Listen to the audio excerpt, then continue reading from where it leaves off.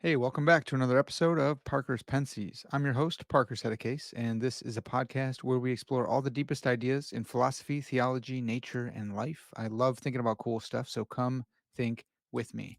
This episode is another very special one. I have with me Dr. Brian Ballard, and we're going to be talking about pro-theism, anti-theism, value, probably all sorts of good stuff. So if you guys don't even know what those words mean, then you need to keep watching. Stay tuned to the end and you'll become an expert in value and pro and anti-theism. I guess I could just tell you for the uninitiated that pro-theism and anti-theism has to do with whether or not we should want God to exist. It has to do with the axiology of theism. These are like value statements. So it's not like does God exist or not, though that can factor in, or this conversation can factor into the existence of God.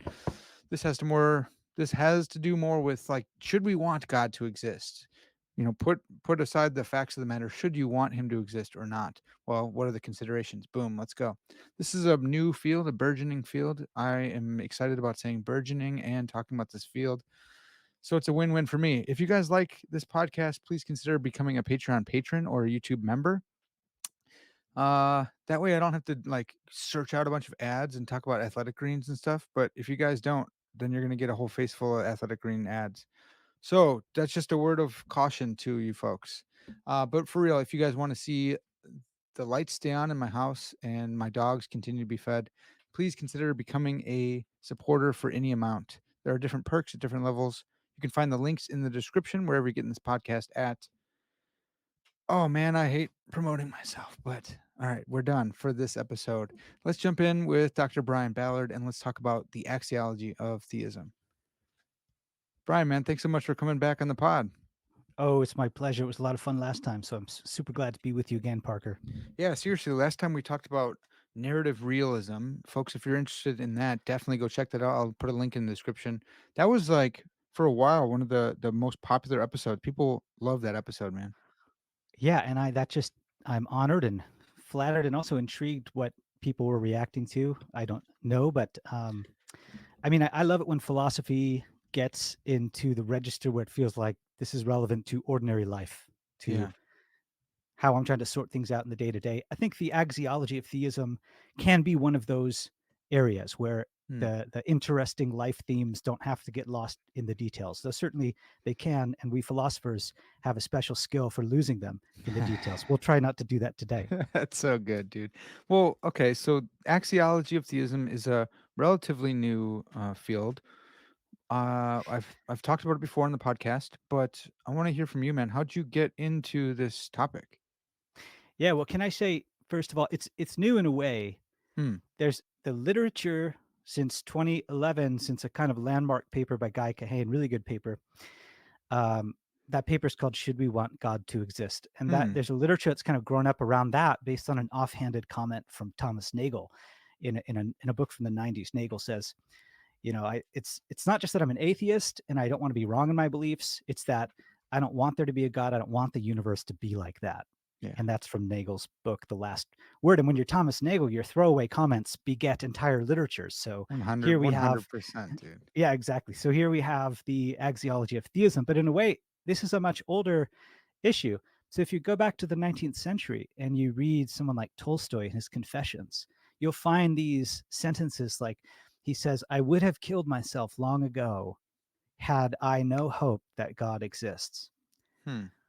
And clearly, he's thinking there that something really important in his life depends on God existing, something like the meaning of life.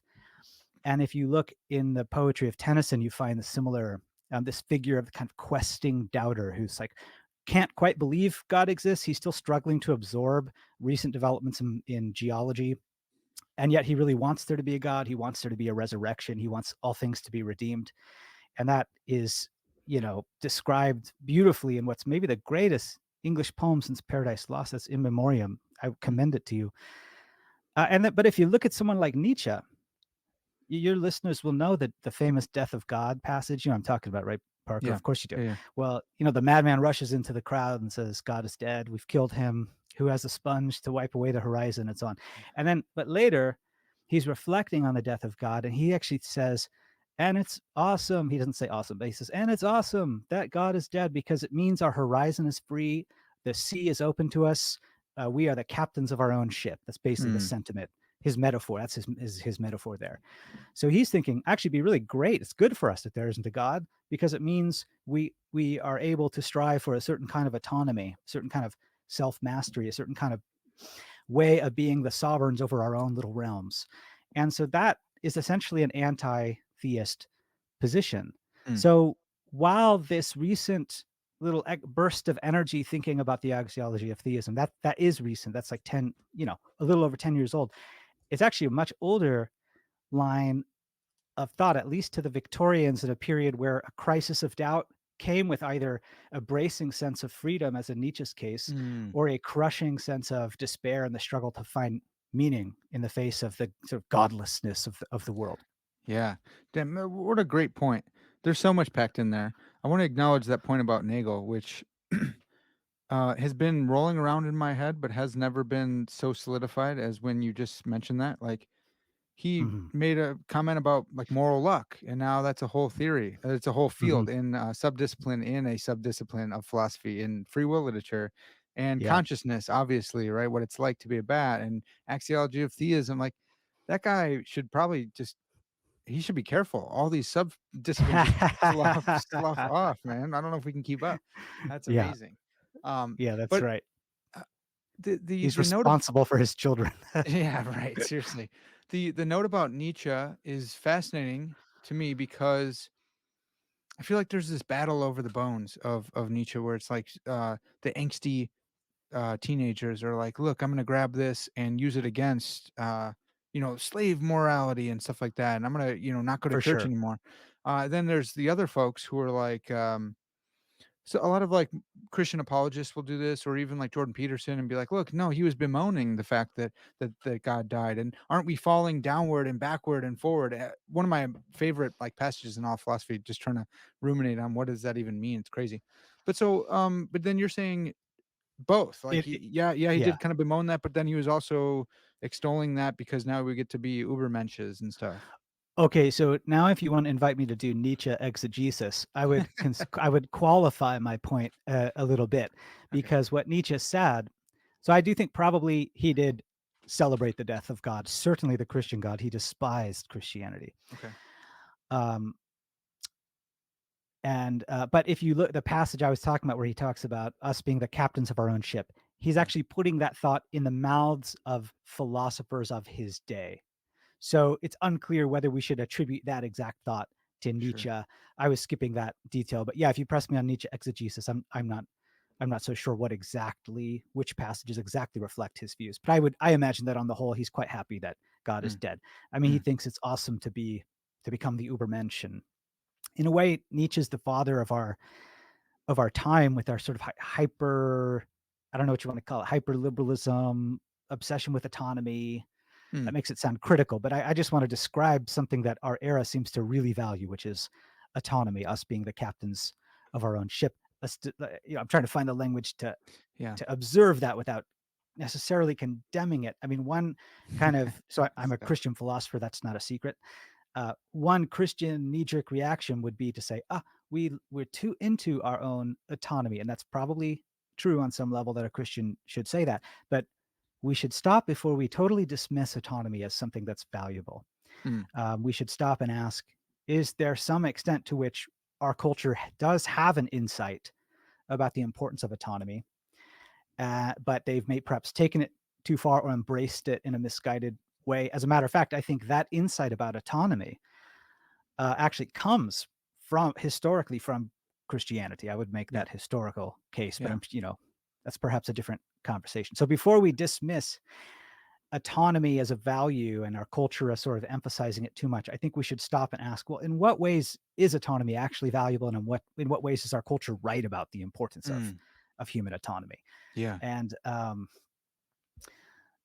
that's really important to the conversation about the axiology of theism, because one of the main anti-theist concerns is that if All there is right. a God, then that would severely limit how autonomous we are. And there's a whole cluster of concerns in this area.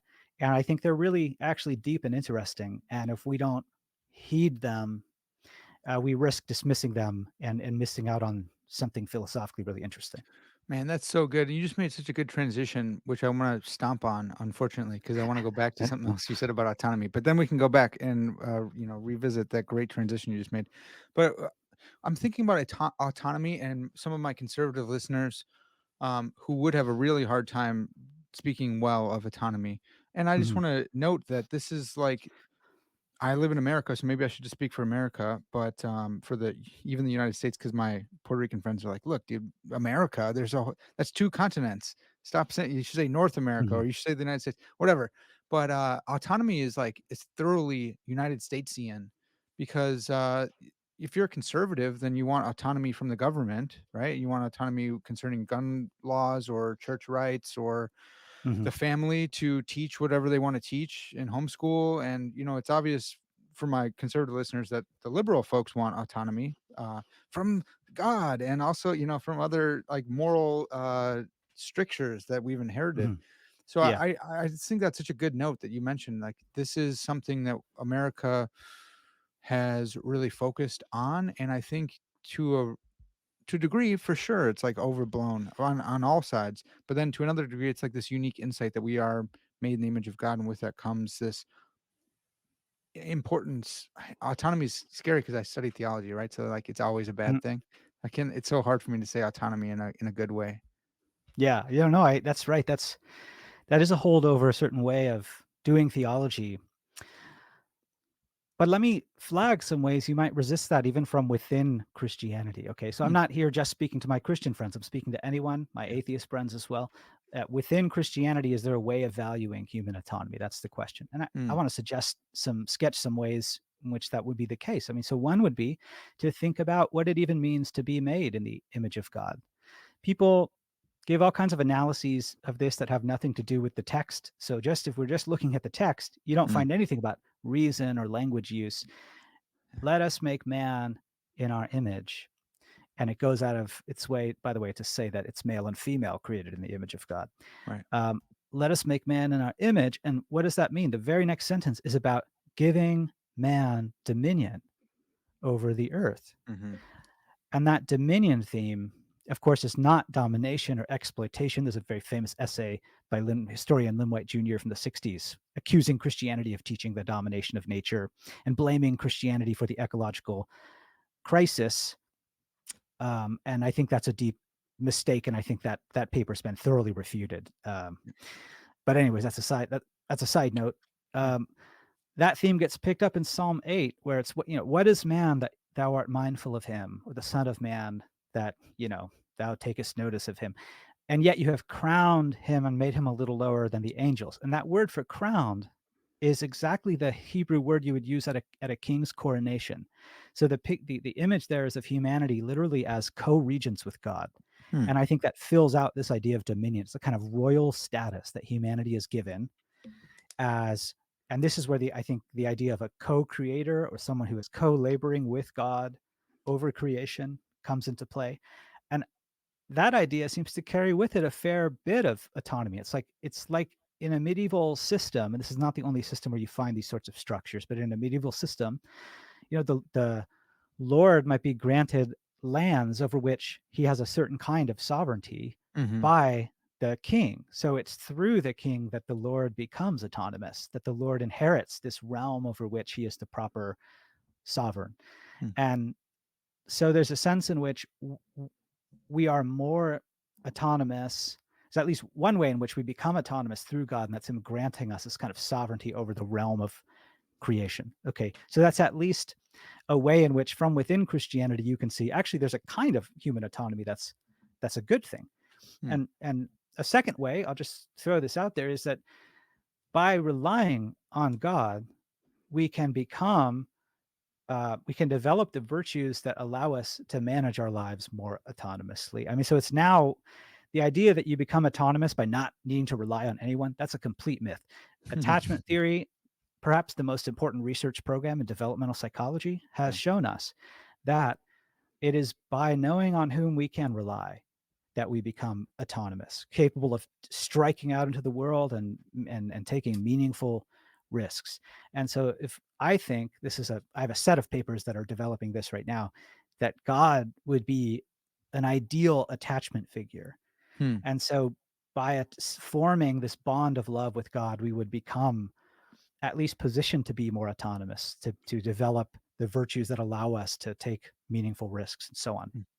Yeah. Now, yeah, well, I'll just end there. So those are two ways that a Christian from within his own theology can see that there's a place for human autonomy. I can't resist a third, which is just the role of freedom of conscience in Hmm. Christianity. It's a huge role of freedom of conscience. And you can find that in the New Testament. And the book to read is by Larry Ziedentop, and it's called Inventing the Individual. He's not a Christian, but this is where he locates liberal ideals like the emphasis on the individual, human rights, and freedom of conscience, ultimately in the Christian worldview. So that's the book to read there. Larry Ziedentop, Inventing the Individual. That's awesome. I got that written down. I'm gonna check that one out for sure. Okay, so that's that was awesome. That was yeah, kind of an internal like, hey, even from a Christian perspective, autonomy can be cool. So then trying to reinvent the wheel because I stomped on your transition back. Hmm. Why there's these two positions, pro-theism and anti-theism, like wanting God to exist and not wanting God to exist. We went over a little bit of the history from Nagel, but also like yeah, it's been in the conversation this whole time. Now it's just kind of more focused. Um, can you just list off like what is pro-theism, what is anti-theism, if you could give a characterization of both? So let me just state three different questions that have interesting linkages, but not obvious linkages. Okay. Yeah. So here are the three questions. One is um, we might want to know what's the total sum of intrinsic value in the world? Like, how valuable is the world? How valuable is the sum of all the valuable things if we could somehow add them up? Okay, so here's another question. Um, how how does a person's life go? How well is your life going? And yet a third question is, how should you feel about the world, about yourself, about your life? And it's a question about our attitudes. So there's a question there about the value in the world, about your well-being, and then a question about the attitudes that you should have. We can ask all three of those questions comparatively, where we're comparing a world that's like ours, except there's no God, or a world that's like ours, except there is a God. Mhm. And so the goal is to frame that at least initially, so that we can talk about this whether you're an atheist or a theist. So it's sort of like I could ask, look, I don't believe unicorns exist, but I think there would be some benefits if there were unicorns. You know, you could admire these beautiful creatures. The Mm. world would be a more enchanted place. So yeah, I know that I confidently know there are no unicorns, but boy, I can see that life would be better if there were. So it's sort of like that question about God, but we do want to make a distinction between whether we're asking if God exists, is the world somehow a better place? Is there more value in the world? Or if God exists, does that mean our lives go better? Or if God exists, does that mean we should we have more reasons to feel things like gratitude, appreciation, awe, wonder, these kind of desirable emotions that um, most of us want to have and sometimes struggle to have. Um, Yeah. So those are kind of three different questions, and what we're asking there is how to answer them, given that God exists versus given that God doesn't exist. And now we could open that comparison up to lots of other worldviews. What about polytheism? What about pantheism? But so far, the literature has focused.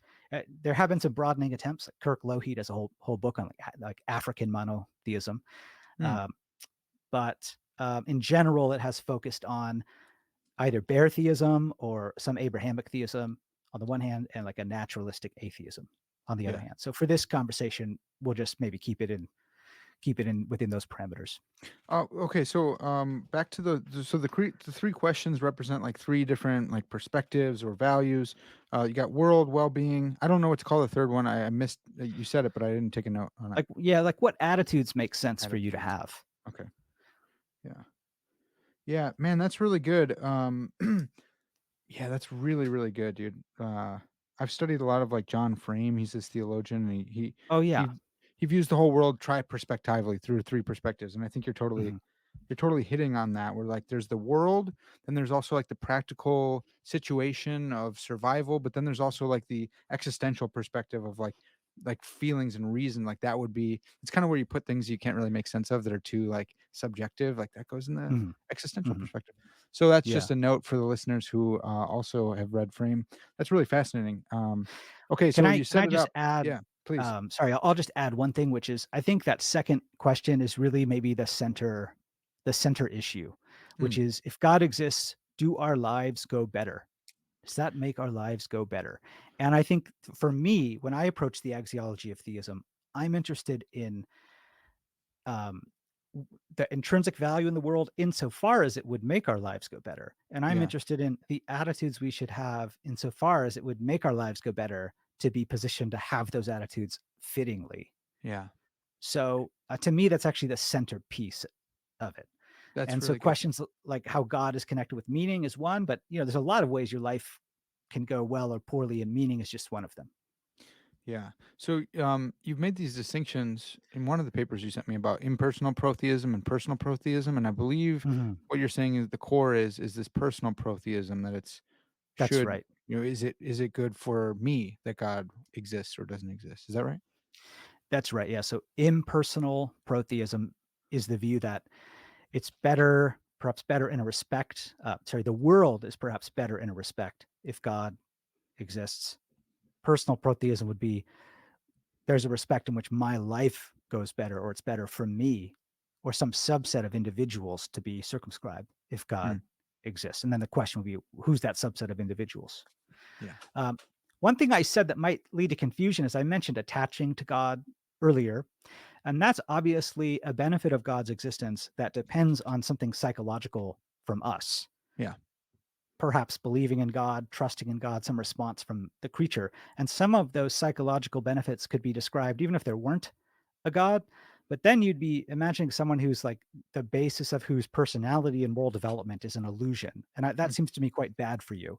So there are some goods that I call these interactive benefits of God's existence, where there's a potential benefit of God's existence, but you don't actually reap it unless you respond to theism in a certain way, like say by believing it or by trusting God or something like that.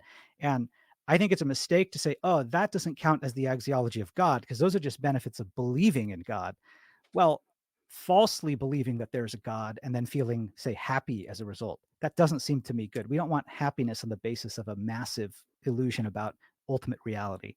mm. So I think for that to be a benefit, for it to actually be good for you, that you're happy because you believe in God, it has to actually be the case that there is a God, because L- otherwise you're just happy based on a lie. So let me anticipate something from the audience. I'm thinking Mhm, of AA, where I believe it started as a Christian organization, but then started taking state funding and couldn't, had to back off on some of that. So I think if I'm getting my story right, then they propose that you have a higher power. mhm, And it's like, yeah, it'd be great if it was the Christian God, but we can't really tell you what to do. And so some dude, as a story goes that I've heard, said like the light outside of his house on his porch mhm. light is his higher power, and he put that in the place of a higher power, and he was able to not drink because of it. And it seems like, I want to anticipate the audience. They might say, "Well, look, that looks like a really good benefit because he's not drinking any longer," but no one would say that like the light is actually his higher power. Yeah. What do you make of that? That's a great case for, I think, illustrating what I'm trying to say.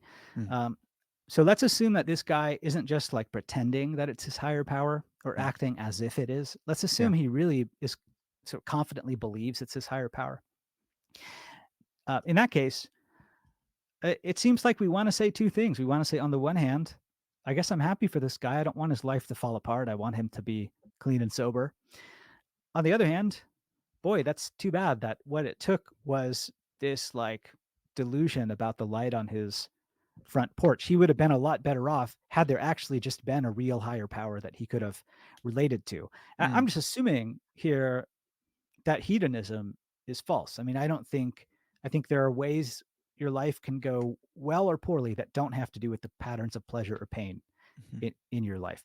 So I would appeal to things like Nozick's experience machine. This is one of, the most interesting thought experiments in the history of analytic philosophy.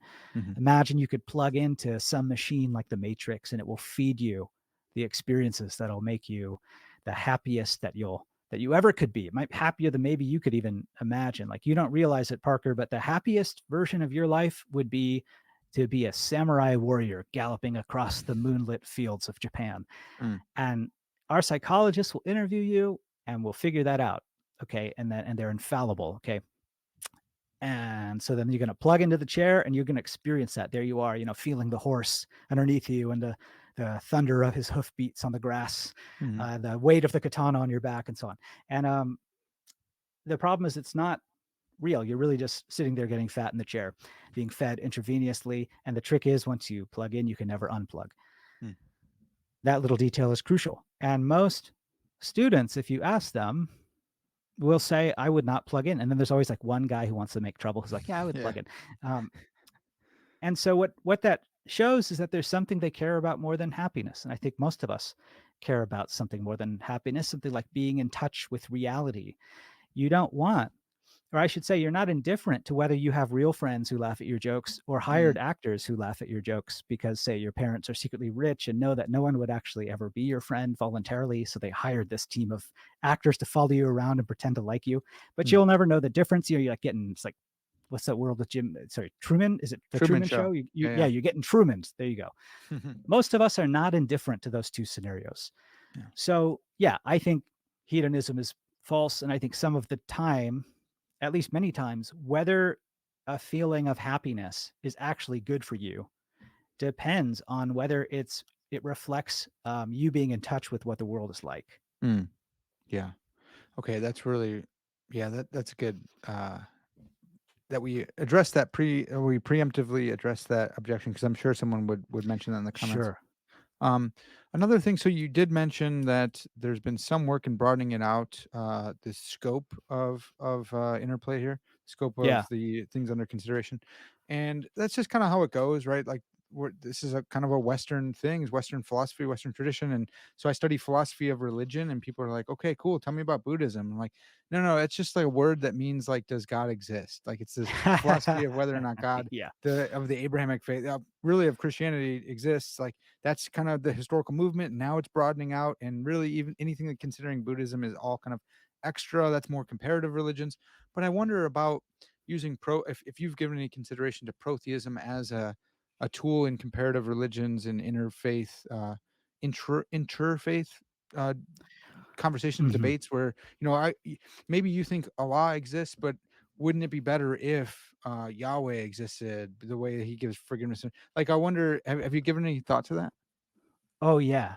Yes, I think this could be potentially quite interesting. I mean, there's just purely a comparative question. It would just be interesting to know the difference between, say, Christianity and a religion that, compared to all other religions, is quite close to it, Islam or Yeah, Judaism, right? yeah, Those are really close. The differences are subtle. They have to do with like the doctrine of the Trinity and the incarnation. And so yeah, this is some subtle differences that, I mean, they're of course momentous, but yeah. be interesting to know what axiological differences might hang on those things. Hmm.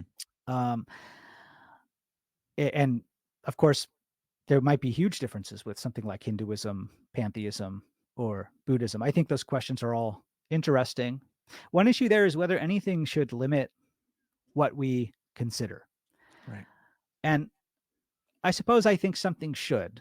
Um, I mean, you can consider whatever you want to, but um, it makes sense to consider those worldviews that to you have some interesting probability of being true. Hmm. So it doesn't mean you have to be confident at all that theism is true, but it might be worth thinking about those. It would make sense to start with those worldviews you think rise above a certain, perhaps very low threshold. But it's like, do we need to think about whether the axiology of the flying spaghetti monster? Right. Probably not. Okay. Yeah. So there's a question here about what gives a worldview relevance for axiological reflection. And one answer might be that you think its probability sits above a certain threshold. Mm. There might yet be other answers as well. Maybe just it being dominant in the culture that you're in might be relevant. Or maybe Perhaps if you're an atheist, you're just so used to hearing theists tell you that like you should be sad that God doesn't exist. Maybe you're like, you know what, I'm not so sure about that, and you just Yeah. want to respond to a certain interlocutor, even though you're a confident atheist or something. Hmm. Which I as a Christian philosopher, I don't think you should be a confident atheist. But, anyways, that's beside the point. Um, Another way it can be relevant is has to do with, I think, the rationality of faith. So the way that I think of faith is a whole discussion about what faith is, but I think faith is something like a life structuring commitment. Hmm.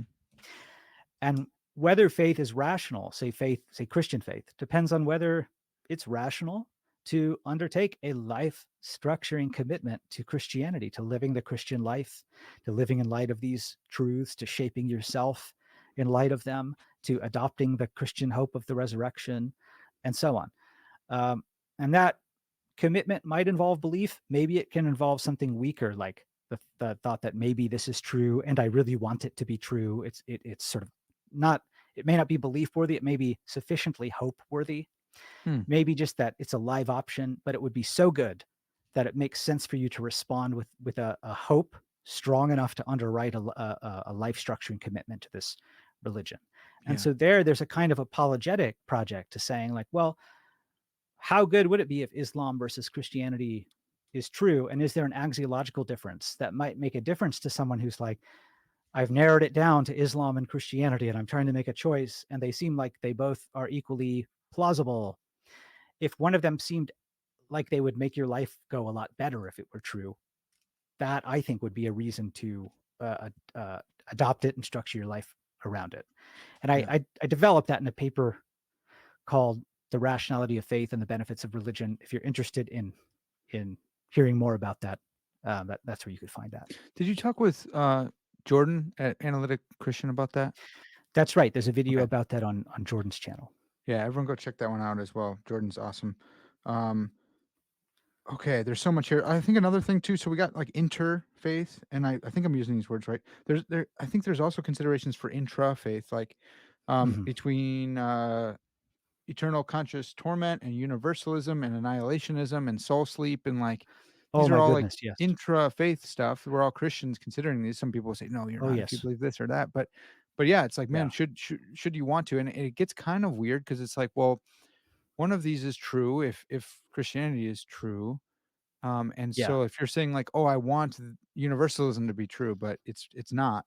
It's like, "Well, are you going against what God says?" Like, "Well, yeah, one of us is, but also like if Mhm. there's enough room to be wrestling about this, then it doesn't look like it's like super perspicuous maybe." Yes. So you're absolutely right, and this has not yet been absorbed by the literature, Mhm. which is that your eschatology, and so in Christianity, your eschatology is just like your thought about the ultimate destiny of human beings. Yeah. Okay. So hell is a part of Christian eschatology. All right. And there's basically a finite number of eschatological positions you could have, and it certainly does make a difference to whether to your axiology, not only intra-faith, but maybe across faiths. I Hmm. mean, if so, one option is that people who do not in this life profess a belief in Jesus Christ will be sent to hell, where they will be punished retributively and agonizingly and everlastingly. And if that's true, it seems like um, there's something to lament about a world in which that's set up that way. Hmm. You might forgive someone for saying, "Boy, I'd rather have there just be no God than have it be the case that most of the people I know and love will end up suffering everlastingly." I Hmm. mean, could you understand now? And one interesting point there is that the defender of eternal conscious torment. This is another paper I'm working on, by the way, called "The Axiology of Everlasting Hell." Hmm. The defender of eternal conscious torment has to explain why an everlasting punishment is just. And the traditional appeal here is to the thought that you've not only, like when you steal $1 from the tip jar, you wrong the barista, but you also wrong God. And he's like this person of infinite majesty. And Yeah. so an infinite punishment, it's actually an infinitely terrible crime. Okay, but notice that that's only infinitely a terrible crime because there's a God. So if there Yeah. were no God, stealing from the tip jar would be the innocent thing it appears to be. It's just that because there's a God, it happens to carry with it this other moral harm. So, should you want to live in a world where every little wrong thing you do turns out to actually have momentous, morally outrageous consequences so intense that justify you being punished for the rest of your everlasting life? Well, it would make sense for you to prefer not to live in such a world as Mhm. that. So, it seems like uh, I'll just say that doesn't show immediately that it's false, that this is the right Christian eschatology. So Right. for all I've just said, it could be that everlasting hell really is the fate of some creatures and God is just, and there's some reason, good reason he has for that. But there does seem to be this axiological point about that. There are other Christian eschatologies. One is annihilationism, that the damned will eventually be annihilated, and another one is universalism, which is that actually the suffering of hell is not only retributive, it's also perhaps primarily remedial. It's God trying to rescue the damned, and that in the Mhm. end, he'll succeed and he'll actually rescue all of them. So the universalist thinks, hey, God wants to save everyone. Also, guess what? God can achieve his purposes. And so he's going to save everyone in the fullness of time after a period of separation and judgment. Mhm. Every creature will be reconciled to God. I don't know if that's true. By the way, I don't have a firm view on eschatology. I've been impressed by the case for universalism. I used to think it was this like some innovation by liberal theologians who don't believe in the resurrection or something. It's like for that kind of a guy. But turns out, some major patristic figures were universalists like Gregory of Nyssa. So it can't just be written off as some recent modern thing. And but anyways, I'm not here defending universalism. I'm Yeah, yeah, just yeah. clearly there's an axiological difference that would make if every person you pass in the street is someone about whom you could think eventually the love of God will triumph in their life and they will be redeemed and made into the person that God meant them to be, the person they were in fact meant to be. Mhm. Um, that's there's clearly something lovely about that thought, right? Yeah. Every kid on Skid Row will eventually get their act together, whether in this life or the next. And boy, do I want that for them. Yeah. I wonder, we don't have to go too much into universalism. I've always Sure, wondered sure. about the coherence of universalism and, like, libertarian free will. It Yeah, that's a seems good like the question. 2 don't go together, right? It's like, I don't know, I guess eternity is a long time, or everlastingness, life is a long time, but if God Mhm. can guarantee that, it seems like if God can guarantee universalism, then it seems like, there's an infringement on someone's libertarian free will. Yeah, so I'll just make a few quick points, again, with Yeah. the proviso that I'm not here defending Yeah, yeah, universalism, right. and in fact, am not a universalist. I just think That's good. so I don't know what to think of these areas, but Mm. I'll tell you what a universalist could say. They could say, first of all, hey, maybe there are true counterfactuals of creaturely freedom, and for every creature that God is willing to make, he knows in advance that there's a true counterfactual, something he could do to bring it about that they freely choose him. Yeah. Then you would just need a story about why he doesn't do it for everyone in this life. Well, be creative. You could think of a story. Maybe he wants to give people a lot of different narratives of God's redemptive work in their lives. Maybe one thing he's wanting to do with a diverse reality that includes this life and the next is give people lots of different narratives Mhm. of redemption to share in the afterlife. So I So, don't I mean, know that, but that's one story you well, could have. so that's like a Molinist story, right? Would you call that Yeah, Molinist? exactly. Yes, So yeah. in that scenario, it seems like they don't have free libertarian free will, because he's only actuated the world in which they would choose him at some point in time, right?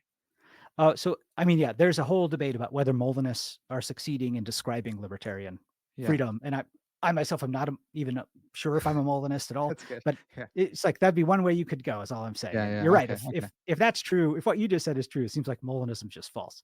But another way you could go is I forget who came up with this thought experiment, but if God is willing to rescue people from hell, should they make a libertarian choice to repent? And you have unlimited time. It's like you have unlimited trials. Yeah, And with unlimited trials, so it's just like flipping a penny that has one side is sticky. And so if it lands on heads, it's going to stay on heads. The other yeah, side is not sticky. So you get to flip it again. So if you flip that coin everlastingly, the odds mathematically are like 0.9999999 that eventually it will land on the sticky side and be stuck face up, where that represents the decision of repenting. So it's like maybe with infinite trials, the odds are almost guaranteed that someone will freely choose to repent. Hmm. But another point is just you might wonder, I think free will is pretty valuable in the libertarian sense, but the universalist is not picturing God grabbing you by the scruff of your neck and dragging you into heaven. He's picturing God like transforming your desires. It's like you think of it, okay, not to get, racy here, but it's like an act of seduction. It's like, are you in the mood tonight, honey? No, not in the mood. And then they, the cue the saxophones, and then you slowly get in the mood, and it's sort of like that. You just not to be too, but then let me add saxophones. What you could say So, persuasion, man. yeah, persuasion or Yeah. a vision. What I want you to picture is a vision of God's beauty Hmm. that awakens an authentic desire in the creature, but one Yeah. that he cannot resist. And Okay. it might be That that what God wants is to grab as many creatures in conditions of darkness and obscurity as he can, and then he's willing in the afterlife to give every creature that irresistible vision of God's beauty, dude, in order to draw irresistible. them all to him. That's my language, though. This is the Calvinist language of illumination and persuasion, Sure, yeah, yeah, yeah. So irresistibility. if you're a Calvinist, so you might combine, you might think there is a mode of irresistible grace that Mm, God can administer to secure universalism, but mm, that what he wants is to also grab a number of creatures through a libertarian free choice of their own as well. So it's like the best. So what heaven's going to be is a bunch of people who have made a libertarian choice for God, mhm. and then a bunch of people whom God has had to draw through a compatibilist sort of choice. Yeah, that's fascinating. But everyone's freely there. It's just the question's whether you're freely there in a libertarian sense or a compatibilist Okay, okay, sense. mixing best of both worlds here. Yeah, and then the question is that would it make sense for God to have a heaven like that rather than a situation where the only people in heaven have made this libertarian choice and then everyone else is suffering everlastingly? Yeah, yeah, yeah, yeah. So And you if could you think, see why.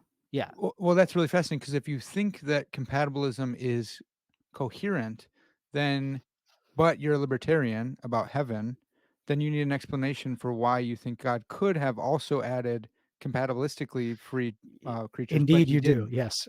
That's Yes, you good, do. man. That's really Yeah. good. But again, look, I'm just saying that's what a universalist could say. Yeah, yeah, yeah, for sure, Those for aren't sure. views I'm like defending in print or anything like that. No, but I think those are really good considerations that are like high level, like cutting edge type stuff that people can work on. Of like, oh, here's a really fascinating thing. Like, why I don't think compatibilism is incoherent. Therefore, I need an explanation for why I think God would allow eternal consciousness. Because usually it's like, well, he couldn't force someone against their will. But if you think That's that right. he could, and it's not against their will, but it's along their will, then yeah, now you need an explanation. That's cool, man. I think that's so Yeah. fascinating. Yeah. I prefer to talk about valuable choosings rather than an analysis of a free choice. What are the different ways a choice can be valuable?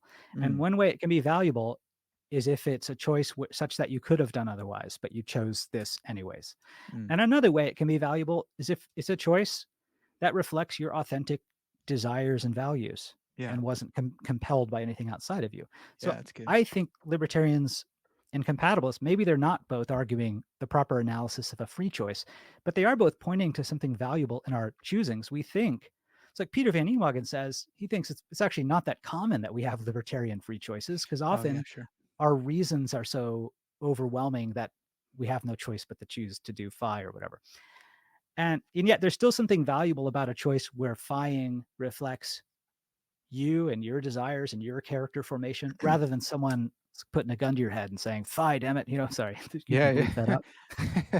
Or like for me, it's always with the like staunch libertarians where it's like, yeah, it's like a flip of the coin. It's like, well, that to me doesn't seem like it does represent your interests, right? But it's like, I think what you're saying here is really helpful. That it ought to do that. I don't know about the Pap stuff, man. I'm still confused on Mhm. Pap, but that's okay.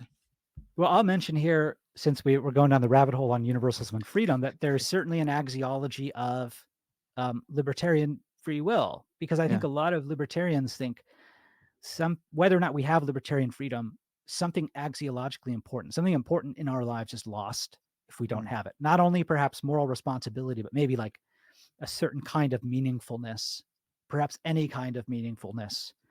So I think a lot of libertarians do think some human value depends on us having libertarian choices. Mhm. So you can Yeah. ask axiological questions about various metaphysical issues like free will and even like mind and body. Is it somehow better for us if we're immaterial beings, embodied immaterial beings, or is it somehow better if we're purely material? No one, to my mind, has asked that particular question, but you could imagine a conversation along those lines. And the reason you might want to have that is if you just want to ask, you might ask your substance dualist friend, do you want this to be true? And if they're honest, and I could imagine them saying yes, and maybe they think something like immortal life would depend upon it. I don't myself think that, but I think Mhm. God could just raise you bodily Sure. on either view. But anyways, so there's an axiological question to be asked here as well. I'll just leave it at that.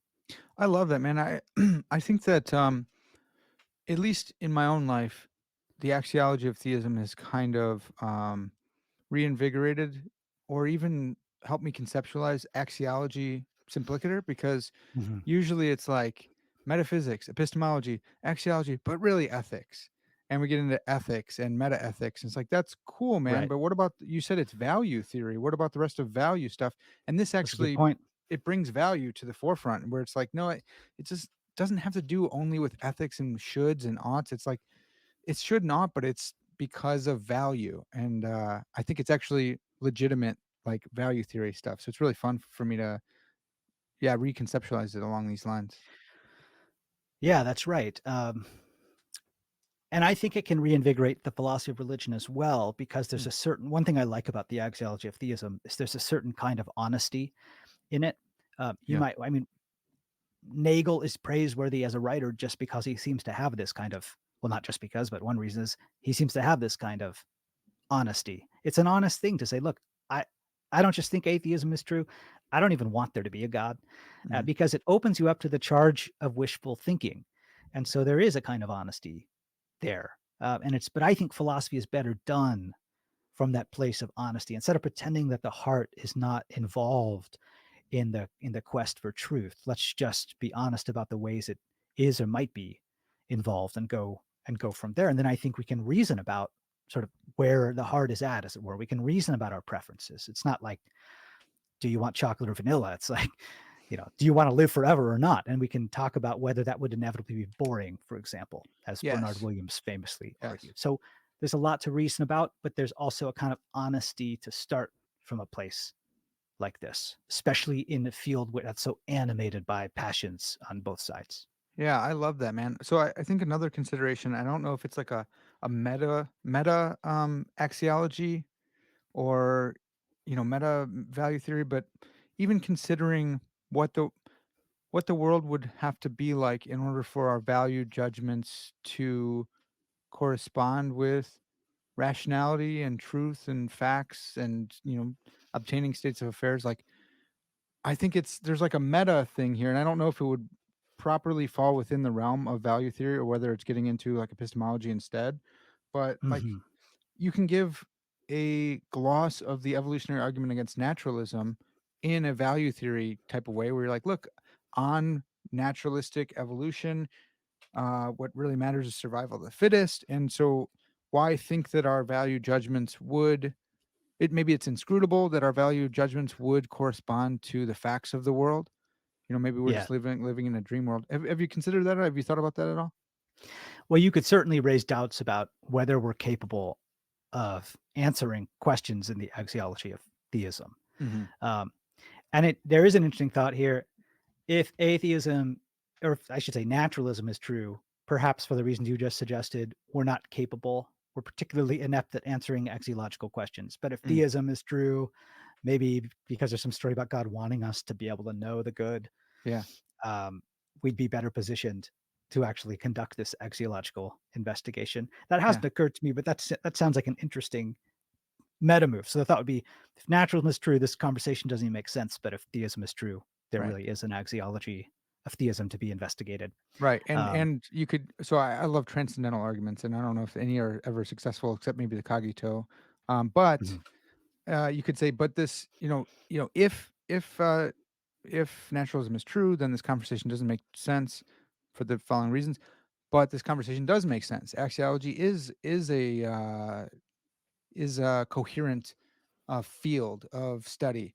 Therefore, naturalism is false. And you can see Yeah. it's like a transcendental move because you can't escape it. You do believe this. You do believe this is like a coherent project, or maybe just raise it to an axiologist who's a naturalist and be like, hey, either resign your chair or, here we Ha. go. Yeah. Well, you should write that paper up, Parker. Dude, I'm See how thinking see about it. how it That's, see how it goes. that's fascinating, man. You Yeah, can say, look, there's this whole field of the axiology of theism. It seems to make sense. Seems like we understand what people are saying. There are these seems like rational judgments people are making and defending. So that's a datum. That's now a datum of our life. It's not just that we have moral knowledge, but we have this richer kind of axiological knowledge. Um, and perhaps that fits better. But now you've moved away from the axiology of theism, of course, yeah, towards just the existential issue of whether God actually exists and various right, arguments for and against. right. But hey, that sounds interesting. Go I for it. love that, man. That's fascinating. All right, well, you guys heard it here first. So you can't scoop me on that. It's been published. Yeah, the idea is here. Okay, so I wanted to get into some of the considerations, some of your pro-theism considerations, and then Yes. maybe some anti-theism considerations. So, Excellent. um, you have this argument from Benevolent Acts. Do you have that on the top of your mind? Can you lay that out for us? Oh, sure. This is a paper that's not yet published, but it's out for review. So hopefully the referees are not watching, but I'm happy to Yeah. go into it anyways. All right, that's cool. Um, caution to the wind. So the argument from Benevolent Acts goes like this. If God exists, as typically as Abrahamic theists at least conceive of him, he's not just there doing nothing. He's there sending good things your way. So, like the book of James says that every good and perfect gift comes from our Father above. So, most theists understand God to be the source of at least very many good things in our lives, perhaps all the good things in our lives. Mhm. And they're going to want to say that nothing symmetrical is true about the evil. So they're going to want to say God is not like the author of evil. It's not necessarily the case that God's like, afflicting you with cancer. Right. Okay. And yet somehow it's going to be true that God, you can thank, it makes sense to thank God for the beautiful sunset, the sea breeze, your friendships, your good health, and so on. So theists look at many of the goods in their lives as gifts from God. For the naturalist, that's not going to make sense. They're going to have to look at those things as coming to them by chance in some sense, Hmm. not as a result of an agent's purposive will. So there's not going to be a benefactor behind them. And so one interesting upshot of that axiologically is that for every good, if you take the strong view that every good in your life is a gift from God, for every good, there's going to be a corresponding act of kindness. And guess what? Acts of kindness are really valuable. And so for every good thing, there's going to be this like value modifier. There's going to be piggybacking on it. There's going to be an act of kindness that's like Hmm. multiplying the value of that. Maybe not of that good thing, but it's going to be an additional value that's going to be attached to that good. So for every good, there'll be an act of kindness, not just any old act of kindness, a morally perfect act of kindness from God Himself. And that And that so adds to the total sum of value. That's if we're looking back at those perspectives, or if that's the world picture. Like, that's right. okay, That's right. That's one exactly. So that there's an argument for impersonal pro-theism, for the view that if God exists, there's a lot more intrinsic value in the world. But hmm. I think it can be developed into an argument for personal pro-theism, and actually in lots of different ways. And one of them is just that if if every good in your life results from an act of kindness, by becoming aware of that as an act of kindness, we can allow the kindness to work on us, to improve us, to edify us. And there's something beautiful about us being edified by an act of kindness. It seems somehow good for us, not only to receive kindness, that's one thing that's good for us, but for us to be edified by kindness. So think about in Les Mis, the kindness of the old priest when he gave his silver to Jean Valjean, and Mhm. the transformation that that leads to in the life of Jean Valjean.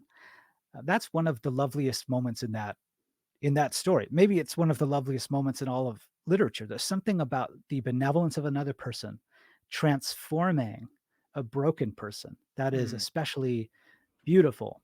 And so I think it's good for us to receive the kindness of God in order that we can, well, it's obviously good for us to be edified, but there's yeah. something also good for us to be edified by the kindness of another and to be given to be made into a Jean Valjean, to be given a story in which we're transformed through the kindness of another. That's a good kind of story to be given.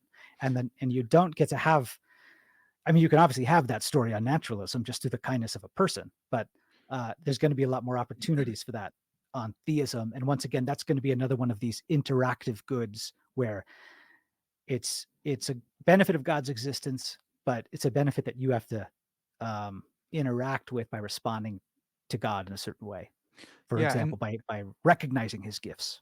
and that would be a consideration for a type of theism wherein, like James 1:7, that God is the giver of all gifts. So if you there's another theism where it's like God gives 80% of the goods, like, well, Right. this one, if the interpretation of James 1:7 is that all good gifts, well, then here's some weight for this type of theism over against one where there's other goods that don't come from a person, a That's right. personal agent. Yeah. Yeah. Yeah, that's a good point. Or where God is somehow less involved in the giving of gifts, although we have to consider downsides of God's involvement. So some people have reacted to these kinds of thoughts by saying that they think there's actually something good about stuff happening by chance. There's something beautiful about acquiring a good thing through pure happenstance as well. And perhaps the best world would be one where there's a mixture, where some Hmm. goods come to us by chance and some goods come to us through the kindness of God. And so, someone like Peter Van Eenwagen, to mention him again, has this essay that many of your viewers will know called The Place of Chance in a World Sustained by God. And there's a way of thinking about chance in Yeah. a world where God is still provident, and you know, Well, he he articulates famously at that least an option. yeah, he uses that in a theodicy that he gives, right? Where he says that, That's right. the evils are distributed randomly, and that's how you can make sense of certain horrors and stuff like that, and so it makes That's sense right. naturally that it would be the converse as well. Well, it doesn't I Yeah. guess it could be asymmetric, but it's not surprising that he does that as well. Yeah, certainly a theist wants there to be an asymmetry between the evils that come our way and the goods that come our way. And, I admit there's an interesting conversation there. Um, there are other goods that follow from the good things in our life being gifts from God. And one of them is just that those goods themselves would seem to be more valuable. Like if I have some cool old, Mm, I don't know, guitar or something, and I just like bought it at a pawn shop, that'd be one thing. But if it was given to me by Jimi Hendrix on his deathbed or something, that would be like a much more special guitar. yeah. And my life would be better for having something that precious in it. And so that's what value theorists call extrinsic final value. Is this Final bestowed value. you do you call this bestowed worth? That's right. I call this Yeah, bestowed worth. And I yeah. think, and so something has bestowed worth when it's valuable as an end as a result of its relations to some other valuable things outside of it, from which it seems to derive some of that value. So the guitar that Jimi Hendrix gives me on my deathbed, sorry, on his deathbed, um, seems to derive some value from the prestige of the one who gave it. And we can Yeah. think of countless examples, I whether always it's think of the, Babe Ruth baseball. yeah, that's Because, right. like, the guitar, at least you could play it, has some practical value, Hmm. but the Yeah, baseball, it's like you can't do anything with this. that's right. I Yeah, guess yeah, yeah. you could play baseball with it, I guess, and they do in a movie, but it's still, like, Yes. it's just a ball. It's crazy. Yeah. Yeah, exactly. I mean, saints' relics seem to be valuable in this way, but this is not just some weird religious thing. Oh, The yeah. draw the terrible drawing your children make is might be precious to you just because they made it. Um, C.S. Lewis's desk, famously in your paper. I yes, I love like that, this dude. example That's of so good. C.S. Lewis's desk. So I'm working on a book on this exact line of thought. Hmm. It's called God, World, and Value, and it's that'll come out with Routledge, but in a couple of years. So don't hold your breath. Um, but yeah, I think there's actually look. Imagine it like this: there's some old sketch hanging on your wall.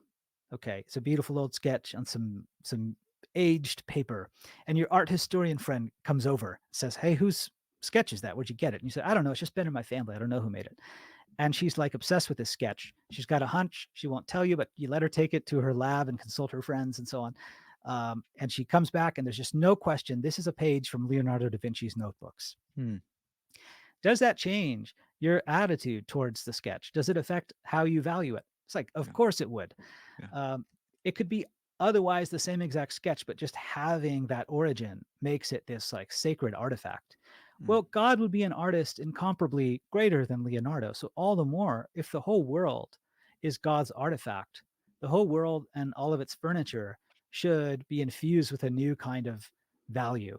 Mm. And that also makes our lives go better. So, your life goes a little bit better, I think, because you have this sacred artifact, this page from Leonardo's notebooks, as a part of your life, as something to enjoy and appreciate and share with others. Okay, and this so engaging with things of greater value is one way for your life to go better. Mm. Okay, and so if the whole world becomes a thing of much greater value, then your life can have a lot more meaning because you're engaging with things of greater value. You to press your hand against a tree and think this is a tree that God made. Um, well, that's a way of valuing it in a deeper way than on naturalism. Oh, so I'm with you. I think of that every time I see a tree, and Hmm. that's really cool because I have this whole thing where I talk to student athletes about trees, and I call it tree evangelism and stuff. So it's actually like part of my life that when I see trees, I think of God. But You're like Saint um, Francis. yeah. So I think of I believe. Well, I know that you in one of the papers you sent me, and elsewhere you've said like I'm just taking it for granted, or I think maybe sometimes you give arguments against subjectivism about value. But I'm Mhm. wondering if someone doesn't or if someone's an anti-theist, Yeah. they see the tree and they're like, "I'm trapped in here." Like, we're like, God's fingerprints are everywhere, but if you hate God, you're like, "I can't escape this guy." Like, "This Yeah. sucks," like, what do you do with that? Is it just like, well, there's Yeah. something you're malformed or something? If you're Thomas Nagel and you already don't want God to exist, Yeah.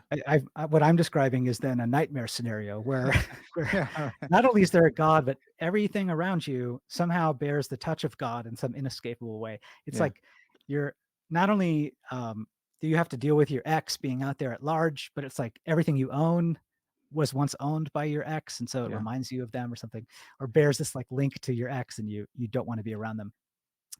So there's certainly a worry there that this might be a benefit that could only come to you if you perhaps you don't need to have certain favorable attitudes towards God, mm, but you at least need to not have, one might think, negative attitudes towards God. Like if you're Nietzsche and you despise the Christian God, it might be horrible for you to find out that that the rock you're sitting on is right now being sustained by God and has its origin in the mind of God. And by yeah, sitting on it, you're now like deeply linked with this God. You're making a kind of contact with him.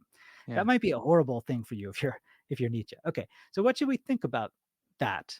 Um, so I think there's that the issue here is not whether it's not how you actually feel about God, it's how you should feel. It's how yeah, you should feel. So let me give you an analogy. Okay. Imagine we're at a party and we see who is now the late Cormac McCarthy, so make this a few years ago. yeah, And, I think Cormac McCarthy is one of the great American novelists, maybe before he died, the greatest American novelist. hmm, And you don't care for Cormac McCarthy. In fact, you think he's like a washed up hack or something. And so Cormac is there and he's talking to you and you guys hit it off. And later he looks you up and you get a book in the mail. It's a gift from Cormac McCarthy because in your interaction, you made it seem like you were a fan because you didn't want to offend him or something. So he sends you a book. You get the book, you take it out back and you want to burn it with gasoline because you just despise Cormac McCarthy. Um, is it actually worse for you that you received this book as a personal gift from Cormac McCarthy? Is that worse for you? Does that make your life go worse? I think the answer is no, because you know what? You should not have those attitudes towards Cormac McCarthy. mm, What you should feel is you should admire him as a novelist and as one of the great creative minds of our time. That's what you should feel. And so, because you should feel that about Cormac McCarthy, um, you should also value the gift that he sent you as a gift from him.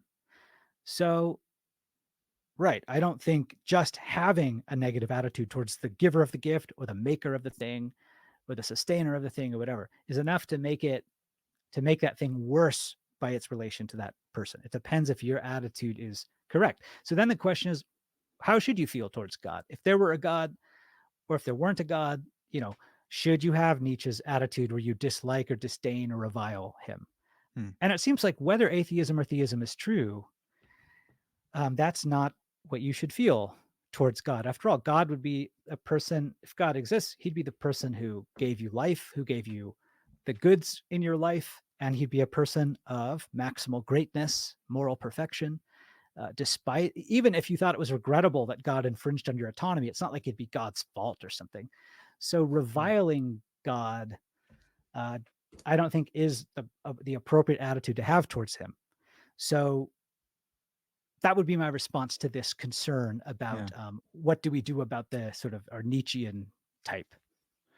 Well, I wonder how much the like personal anecdotes play into one's evaluation. Uh, there like you're saying there's an objective matter of fact, and I go to C.S. Lewis for this because he somewhere said, maybe it was in a letter, like he doesn't enjoy the company of small children, and he's like, I recognize that's a problem with me. I ought to do that, even though I don't. Right. And I'm like, Right. that's great. I like that. Um, but I'm wondering about someone who's had like a really bad life or conceives of himself as a victim, which makes it really hard to see theodicies from what I've heard about the psychological research on this. And they're like an antinatalist, and they're like, "Look, I don't want to. I don't want to like. I don't want to end my life, but I wish that I weren't born." Um, Yeah. how much does that like play in? Like you made me, and maybe it's not like your fault that you exist, or whatever. But like, I'm not happy that I exist. Hmm. Yeah. I'm angry at God because for creating me or for letting my life go in the way that it has, something like this. Yeah, and those might even be 2 different questions, right? There's, like, the providential question of, "Why'd you let this happen to me?" And then there's, like, just the raw existential question of, like, I exist without my consent." Hmm. Hmm. Well, um, if God exists at all, he's not guilty of any wrongdoing. Mm, So, however we describe this person, if they're thinking of God as offending against them, that can't be right. If there's a God at all, he mm, hasn't offended against you. He has done no wrong mm, in creating you. He was perfectly within his rights to do that, and he hasn't wronged you by letting you suffer what you've suffered. Now, maybe there is no God because maybe there could be no being who's yeah, morally perfect and all powerful and who lets you suffer as you have. So yeah, maybe you think evil is evidence against there being a God. But if there is a God, then he has some morally sufficient reason for allowing you to suffer as you have. And so um, if there were a God, it wouldn't make sense philosophically to see him as offending against you. Now, does it? It that's not to say that the cry of anguish that expresses itself in "How dare you, God" doesn't make a certain amount of sense in the life of faith on the ground. Of course, it sure, does, and sure. that's captured in the Bible itself, in the book of Job or even Jonah. Jonah, by the way, is a wonderful study in God and human autonomy, God sending Jonah against his will to giving him this purpose to go and preach to the Ninevites. But I suppose that's another topic. So Yeah, um, I also wanted to add, Parker, that I am certainly not a subjectivist. I think there are objective values. If someone wants to spend their entire life counting blades of grass, they're wasting their life, even if they okay. feel really happy about That's it. cool. It's good to hear. Yeah. Yeah. But at the same time, I'm actually not so sure that what I've said about bestowed worth, about the value a thing has because of who made it, for example, I'm not so sure that requires objectivism, Hmm, because it might be the case that um, the reason, because that says nothing about the metaphysical basis of the value it has or the metaphysical basis of the value that the maker or the giver has. yeah, it So just for has to do with all the I've person who values it, right? Yes, yes. So for all I've said, while the Nietzschean does revile God, perhaps the criticism against his reviling God can be made from within his own value set. Hmm, So he's had a failure of internal coherence. And if he were consistent in his valuings, so I would say, Nietzschean, don't you value people who give you lots of nice things and who are know a lot of stuff and who are really morally excellent? He's like, yeah, of course I do. Okay, so God has all of those things to the superlative degree. Shouldn't you also like value him rather than reviling him? And so you maybe the criticism can be made from within his own value set, and so there's not even any Yeah. commitment to objectivism. But I That's don't that fascinating. you Well, know, that's the one I was trying to target with the person who's had a bad life, yeah, different than just the, Instagram philosopher who's a anti-natalist. Because for whatever reason, there's a bunch of anti-natalists on Instagram. But, yeah, the person who's like, we wanna, like, pull from their own experience, and they're like, "Look, I don't have good experience to pull from," which I don't think is true if you're alive, but maybe, their interpretation is so wacky or wonky that it's like they've interpreted everything in their life, and they're like, "Look, I don't like people. I don't like people who give me gifts.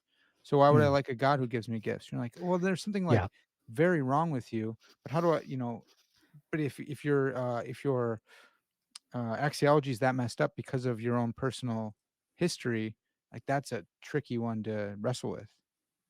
Well, it's an interesting question if antinatalism would be plausible given theism. Hmm. So it might depend on your eschatology here. Imagine like universalism is true, just to go to an extreme example. As we Yeah. discussed earlier, if universalism is true, it's hard to see how antinatalism would be correct because every single person would have a life of everlasting bliss compared to which their brief sufferings on earth are rather brief. So Yeah. it seems like there's at least a version of theism where antinatalism wouldn't make sense in the first place.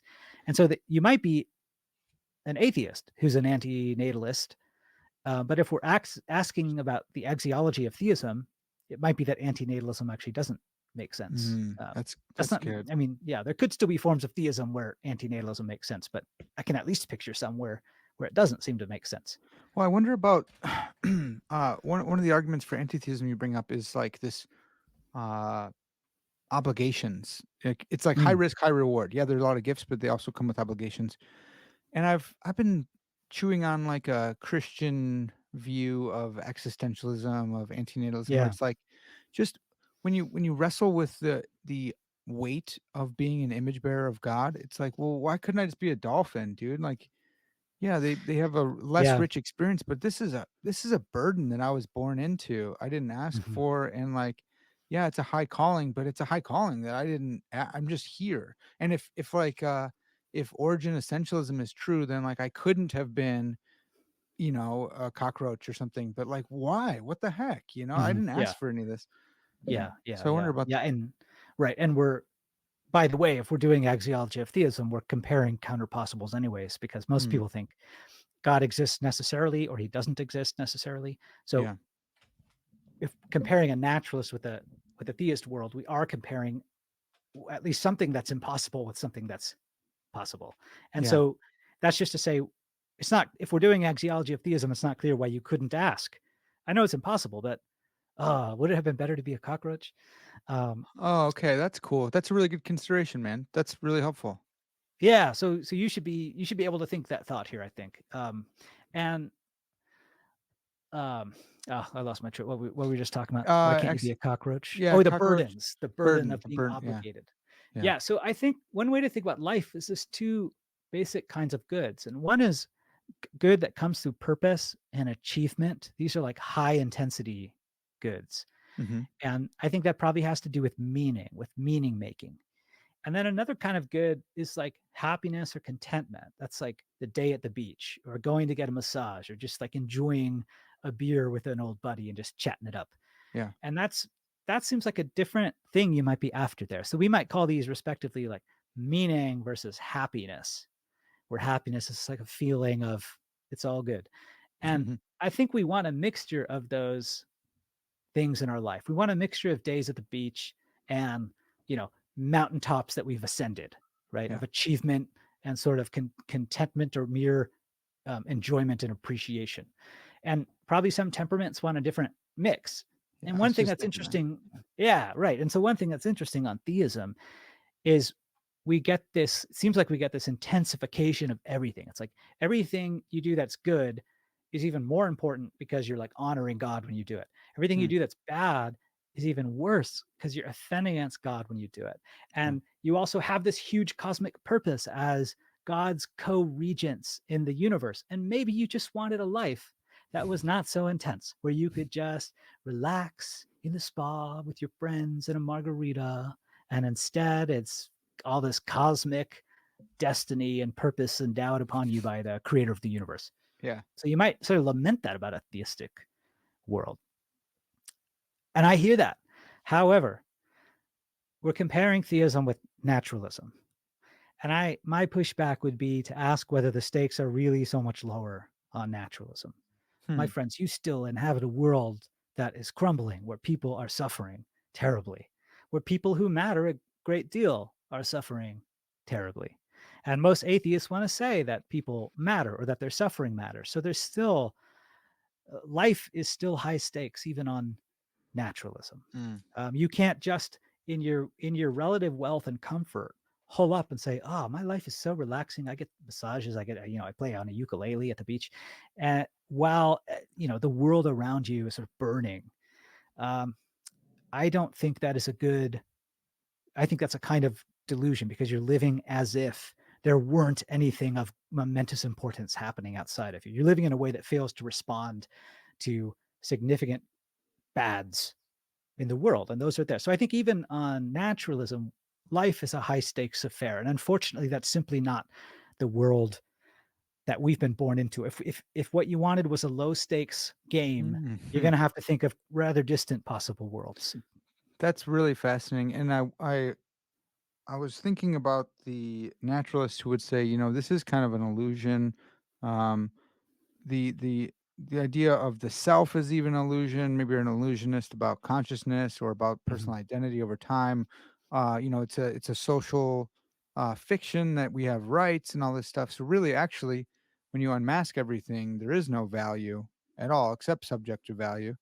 Maybe that's like taking the existentialism pill too hard. But if mhm, that's the case, then I don't think that's a coherent position because I don't think you can actually think that your consciousness is an illusion or something like that.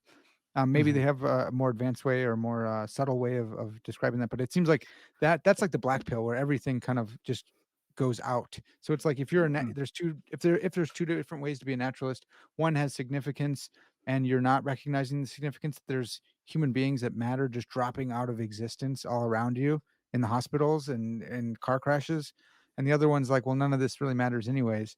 And that to me is like this self refuting position. I don't know if you had thoughts on that. That's interesting, Parker. I mean, that's maybe another line of thought for you to sit down and try to hammer out. Yeah, man, this is great. It's generating all sorts of homework for Yeah. me. Thanks, man. I would say, picking up on 2 threads in the last few minutes, that, 2 protheist arguments here might be one having to do with human dignity. Mhm. So I think if God exists, we matter a lot more than if God doesn't exist. There's gonna be a lot of sources of human worth that you only have on theism. And then I think another major protheist line of thought has to do with the redemption of suffering. Um, it's like on naturalism, what are the odds that the suffering in the world, that the evils of the world will be set right and undone? I'm going to give that a real low assessment there. Yeah. And but on theism, at least on Christian theism, the sort I practice, that's one of the great promises of God. And there, of course, it depends if you're Augustinian or not. Augustine thought God's not actually out to save everyone. Mm. Calvinists think that too. Um, maybe that's not available to you, but setting aside that kind of Christianity, Yeah. I think God at least wants to save everyone. That's his redemptive project in the world. And I think he's going to be at least fairly successful in his undertaking so that much of the suffering will be made right. So those are 2 further protheist arguments. I Mm. think so. I have one paper I'm working on now that's just trying to describe all the ways we matter more if there's a God, and I have another paper I'm working on that's just trying to come up with different ways in which God might be able to redeem evil, even you know great eons of animal suffering over evolutionary time. Yeah. That's fantastic. I want to see those papers. I there's this I listen to the Joe Rogan experience fairly consistently because I work with wrestlers and they love Rogan. It's part of my witness to them. Yeah. Another podcast I listen to is Lex Friedman, and that's more for personal study. I really enjoy that podcast. Both of them kind of they represent like a pretty good gauge on society and how people are thinking about things. They Hmm. both in the podcast, them personally and their guests will mention how valuable life is on Earth because we're the only conscious beings in the universe, Mm. and that Yeah. maybe if there were more aliens or something like that, there wouldn't be we wouldn't be as valuable. And I wonder Mhm. about that as an anti-theist rejoinder to theism. We're more valuable or we matter more. I wonder, like, if there is no God and there are no immaterial beings, so there's no angels or anything, then like this world contains all the persons in the universe Mhm. and all the conscious beings in the universe. Would that do you think that would make us matter more on anti-theism? You know what I'm saying? Like there's just the Oh, yeah. scarcity of it all. You'd have the honor of being the only one uh, to have this sort of conscious personal life. Yeah, I mean, there's certainly a kind of value that comes by way of rarity. A yeah, rare object, the last of its kind, that can be a source of value for an object. Maybe that could be a source of value um, for a kind of living organism as well. The last bald eagle or the last reptile yeah, species. yeah. That sounds pretty important. Perhaps not just instrumentally important either for preserving the species. That may be the case. What I would prefer to do is conduct the conversation like this. Let's just list the ways that we matter more if God exists, and then the ways that we might plausibly not matter as much if God exists. And then we should combine them to try to come up with That's an all good. things considered assessment. And Yeah, so I wouldn't want to necessarily. I mean, I have some quibbles. Like, I mean, there's on some estimates, there's been 117 billion human beings that have walked the earth. right. Okay, so I'm one of 117 billion conscious persons. So what exactly is the thought here that I'm the only one of this that we are the only one and some like all 117 billion of us? Yeah. Um, how much value do I get because my species is the only species of a certain Mm, kind? That's sort of yeah, unclear to me, right? yeah. Um, so I question that, but I would just say I think the things on the theist side of the ledger are just swamp that consideration. Um, and I could just list a few. One is God having made us, as we saw earlier. Leonardo having made the sketch makes it more valuable. I Yeah. don't see why it wouldn't be the case that if God created us, that would also enhance our value. Now, that's not, by the way, a good ground for human rights, because for human rights, you don't want to overgenerate them. And in this case, God created everything, even like the dirt I was clod. yeah, exactly. Yeah. So we're not talking here about how to ground human rights. Now, I'm into that project. That's another project of mine. But we're just talking about what is our total worth on theism. Okay. Yeah. And it seems like, yeah, the dirt clod will gain value being made by God. So will the human being. We're There's also the sustained by way God. in which he made us, right? So it's like he also if he made us in his image, that's like another bestowed worth on top of the fact that we're just simpliciter made by him, right? You're absolutely right. You're not just created by God. You're created in the image of God. Not to, I've already said what I think that comes to. I think that Yeah. comes to being made as co-regents with God for dominion. And it seems like someone who has basically, I think humanity has something like a royal status bequeathed to them by God. And that seems like an enormous source of value for Yeah. us. And there's just no way you're going to get something like that on naturalism. So, yes, you're absolutely right. Being made is one thing, being made to be co regents alongside God himself is that's quite an honor for us. Yeah. I think being sustained by God is another one. The thought that God is right now willing you into existence is another source of value for you and everything else for that matter.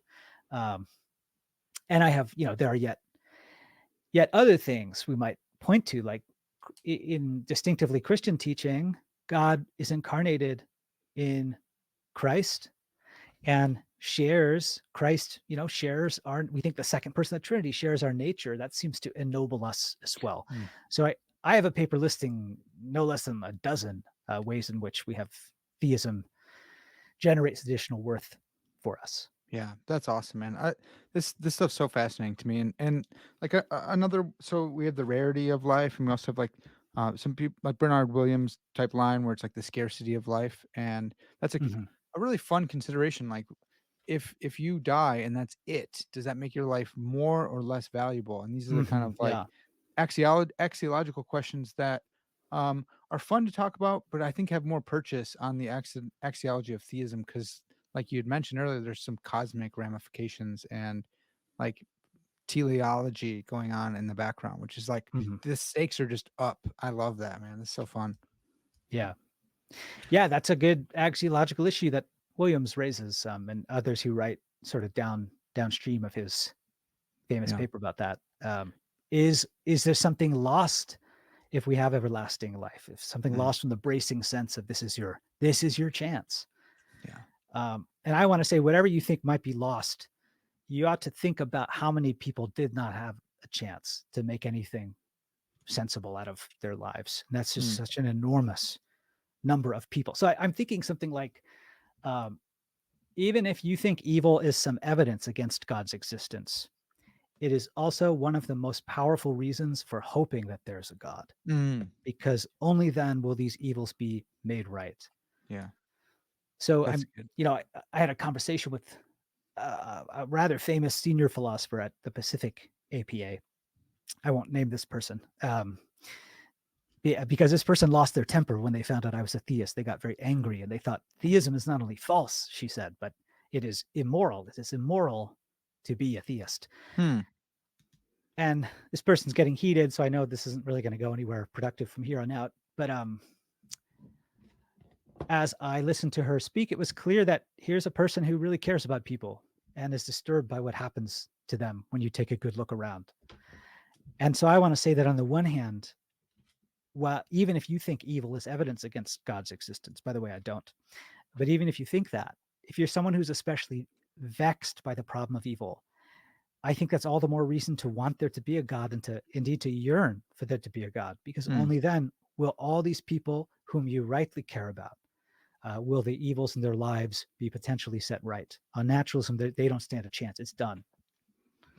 Yeah, that's really that's a fascinating point that I don't in your philosophy of religion, if you're an atheist because of evil, that ought to drive you to be a pro-theist in your axiology of theism. That's my thought, or perhaps not atheist, but well, yes, what you said could be just fine.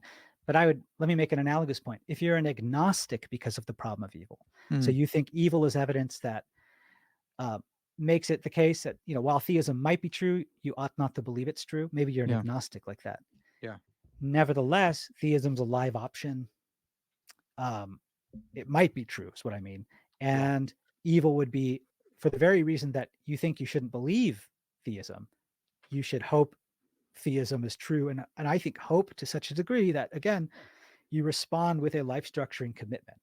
So yeah, I think evil could actually be a reason that makes sense of theistic faith, of a firm theistic faith, if not, and that where I understand that to be not requiring confident belief. I understand theistic faith to be compatible with significant doubts. hmm. Yeah, that's fascinating. I was looking for like a self-contradiction or like not a firm position because the 2 are at odds with each other. It's like you're gonna have to weight one of the others against the other. But you're going in kind of like, "Hey, this ought to lead you to a form of Pascal's wager," where it's like, "Yeah, you ought to do this, and then you ought to also live accordingly." You know what I mean? So, Yeah, does it's that it's make a sense? Would you stand behind that or no? there's absolutely a related discussion about Pascal's wager here, and there's been a renewed interest in that. Mhm. Jeff Jordan has a wonderful book about this, and Liz Jackson has a lot of good work. I think there's a worry you might have about Pascal's wager, that he's asking you to form beliefs. Okay, Yeah. now it doesn't have to be set up that way. But even if he's not asking you to form beliefs, if he's asking you to place your faith in God, whatever that comes to, you might be worried that he's bringing to bear merely pragmatic considerations that are at most have a kind of mercenary connection to faith. Mm, Whereas what I'm saying is, like, just as belief aims at the true and desire aims at the good, I think what faith aims at, its constitutive aim, is objects worthy of a life structuring commitment. So I think these are sort of the conditions of fittingness that are intrinsic to faith rather than say alien to it. But the object in axiology, the object, or in the axiology of theism, to me, I was thinking that it's like conditional. It's like, if this exists, then you should want or not want this thing. Right. Yeah. So okay. So I have not. No one has yet explored the connections between like personal protheism. If God exists, my life would go a whole lot better for these reasons, and the rationality of faith that God exists. That Okay. connection has not been explored yet. Mhm. And I think it's really worth exploring. And what I want to say is, I think there's a positive connection. There's a way in which a certain version of personal protheism could be a justifying reason for theistic faith. Yeah. That's something I'd like to argue in the future. I like that. I think that's good, and I like the definition you're using for faith, life structuring commitment. To Hmm.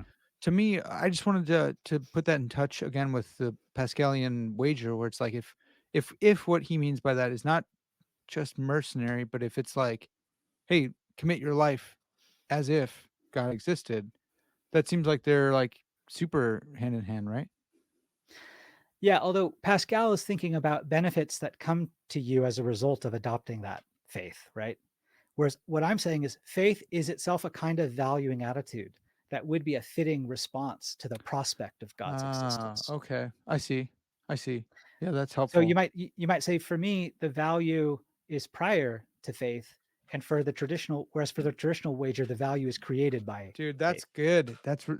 So we have the Ballardian, wager, which is I like that, man. I'll take That's it. actually that's super duper helpful. I really appreciate you clarifying that. I like it. I need to read more on the wager again to be caught up. Dude, this has been so fun. Thank you so much for letting Yeah, me, like, go all over the always place. always a pleasure. Yeah, we always go everywhere, and it's cool. I trust you to, like, be able to handle what I got, so it's really fun to just be able to pull something out of nowhere and be like, He's gonna be okay. We can talk about this." So that's Yeah, that's well, been really I fun.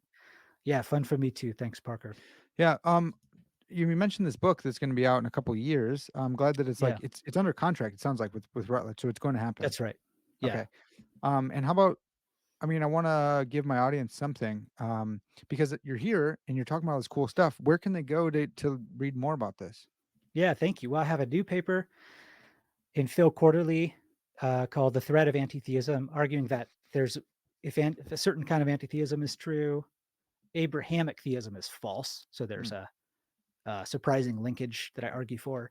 And you might also check out my website called faithconsidered.com, which mhm. is my personal apologetics website, essays aimed at a broader audience. So I just put something up about why I think that human rights should lead us to God. So if you're interested in that, but there's also some axiology papers, though I steer free of the jargon there. But certainly, yeah, explore faith considered, and there's other talks on that website as well. So that would be the place to go. Awesome, and you guys can find the links to those in the description wherever you're getting this at. I will drop them in there.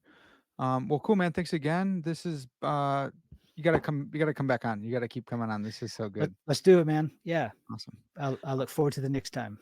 Yeah, definitely. All right, folks, that's gonna have to do it for now. This has been Parker's Pensées, and as always, all glory to God.